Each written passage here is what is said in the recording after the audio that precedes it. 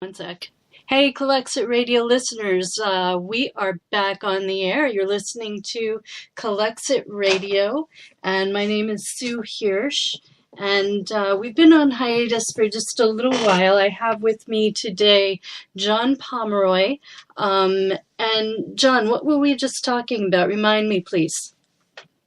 We were talking about CalExit's new initiative to allocate federal lands to the nations of indigenous people. Fantastic. What would that look like? Well, all the currently held land in California that's currently held by the federal government would be turned over to the indigenous nations with a successful secession movement. Now, I'm sure that a lot of our listeners are thinking to themselves right now, well, I live on some of that land. Where would I go? Would I be allowed to stay? And how would I move? What if I don't have money enough to get myself moved off that federal land? Well, most people don't live on federal land. The vast majority of California's populace lives outside of federal land. So we're talking about national parks, we're talking about military bases, Forest Service land. Anything that's owned by the Fed would be turned over to the indigenous nation. Okay, so then say that's beautiful parkland right now. Then do the people moving in the indigenous peoples, once they've moved in, do they get to build that land up and just turn it into housing tracts, and we lose all of that beautiful, rich parkland and natural resources and preserves? No, the idea is to counter that. Nothing could be done on the land without the permission of the nations. No one in the nations is that I've spoken with has any intention of building anything. They'd like to tear things down, actually, like dams and other infrastructure that's damaging the environment. Now, John, you say you've been talking to these indigenous peoples. Can I ask you, in what context and in what situations have you been talking to our indigenous peoples? And are they just the indigenous peoples of California, or have you been talking to indigenous peoples of many states of the United States? Well, as the outreach director for Yes California, my focus has been on indigenous peoples of California, but the whole concept of borders and states and counties and all that is very foreign to the First Peoples. There's a lot of traveling, a lot of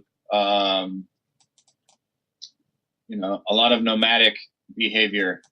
So, some hard and fast line in the sand is kind of counterintuitive to the way human beings move around.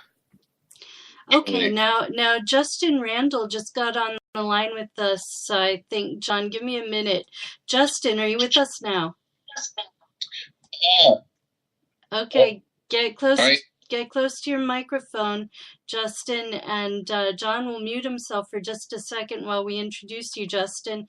Can you tell us where you're coming from, Justin? What is your interest in maybe Yes California, or getting together with our indigenous peoples? What are your thoughts on all this, and where are you coming from? Yeah, so my background is I'm a communications professional, and I'm just kind of, I guess, feel more awake, just because of the current political climate and everything that's happening. My I grew up in Phoenix, Arizona. I moved there when I was 9 years old from Florida, and so I don't know, like I've always been. Mm-hmm. And have you, like John, talked to some of our indigenous peoples of California and formulated ideas on what it would be like to give federal lands back to the indigenous peoples?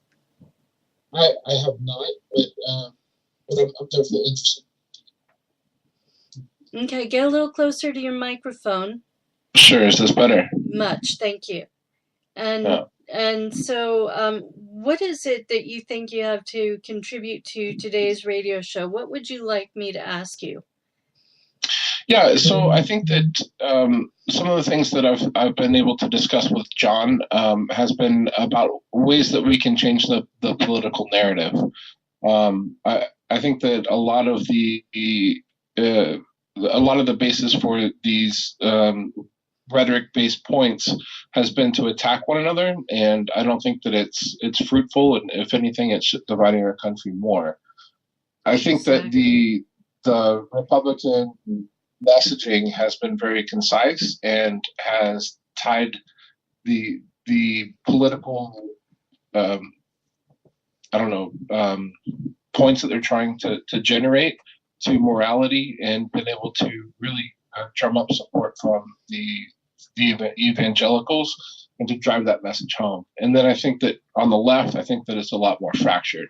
And Mm-hmm. so by having the conversation driven on morality of you're good if you believe this, but you're bad if you don't believe it, is really divisive, and it's un-American. And so I think that there has to be a way to kind of backfill the messaging from the left. Closer to your mic, remember. Closer to your mic, Yeah, yeah. Justin. Sorry. Now, Justin, I can totally see that you're right about that, and I can also see how that would help us to get working more with the indigenous peoples of our budding country. I'm going to call California a budding new nation because that's how I see it. So I'm going to call it as I see it, and I can see that it would also bring us together with, you know, the women and the younger generation and people of color and just all and challenged people and just all sorts of people that we tend to not let have a voice. We tend to discount them or marginalize them, and you know, then they go unheard.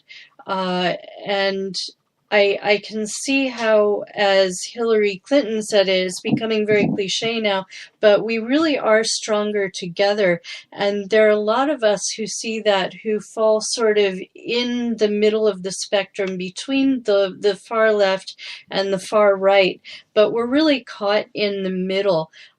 Let's have John turn his speaker back on so we can hear him for a moment. John, what's your take on how this would get us more in touch with the needs and desires of the indigenous peoples? Well, there's so many lessons that humanity has to learn from its indigenous peoples. They've been, they've been colonized, they've been murdered and forced to move to different parts of the nations where they formerly occupied. They've been forced to wear our clothing and learn our language. They've been punished for practicing their own traditions or speaking their own language, wearing their own clothing, regalia. Um, this is not unique to the United States. It's a global tragedy of indigenous peoples all over being oppressed by the colonizer mindset. And the colonizer mindset has harmed everyone, not just indigenous people. We've all been colonized in our thinking, in our spirituality, and I think that it's far past time to give indigenous people a platform and a voice.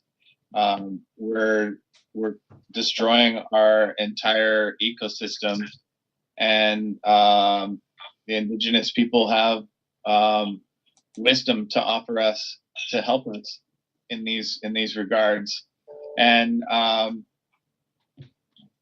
part of the colonizer mindset is this duopoly, is this controlled narrative, divisive rhetoric that's encouraging people to fight amongst themselves. Because as long as we're fighting amongst ourselves, we are ignoring the common enemy, which is the status quo.